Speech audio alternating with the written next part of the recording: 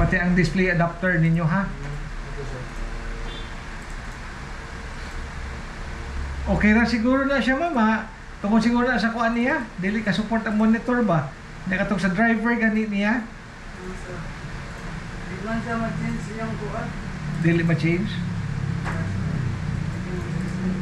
Without to brains with siya.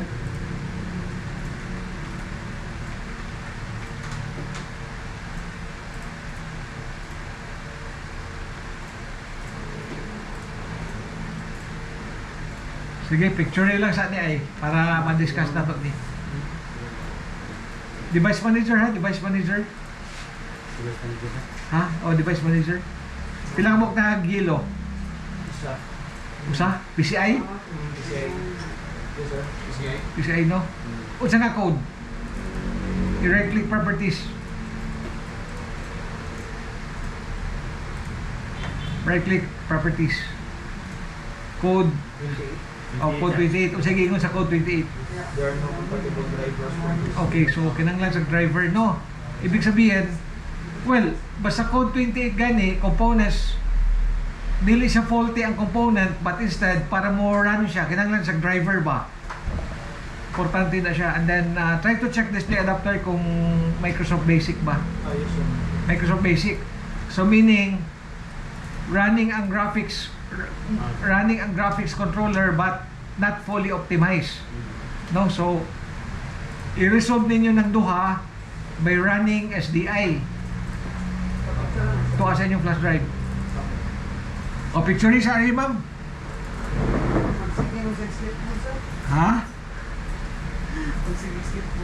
Pag sige slipon, bigdok ka siguro ng monitora na. Ha? Ka sir. Okay na, klaro. Okay.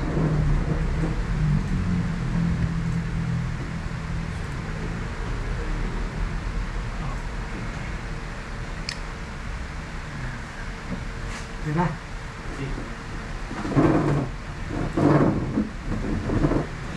Now, based sa design na to, no? Based sa design, kabantay mo ng mga routers ninyo sir sa taas, kanang nagpatong sa switch. Kanang sa ubos kana. Kana router na ha? Ano switch? O kana switch. Unya, ang usa ka router na to, ma'am ni adiri. Kini. Dala po na power ani. Make sure nga i-energize ninyo na siya, i-power on sa i-power on. Ano sir? O kana dalang power ma'am. Na i-power on ninyo na siya. Sige.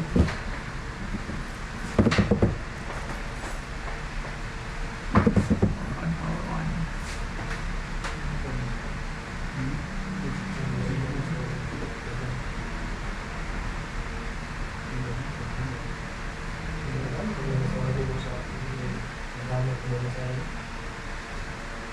I-power on meaning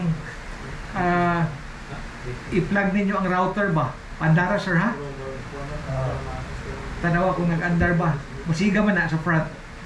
Pagkitayin ninyo paagi nga ma-plug ninyo siya.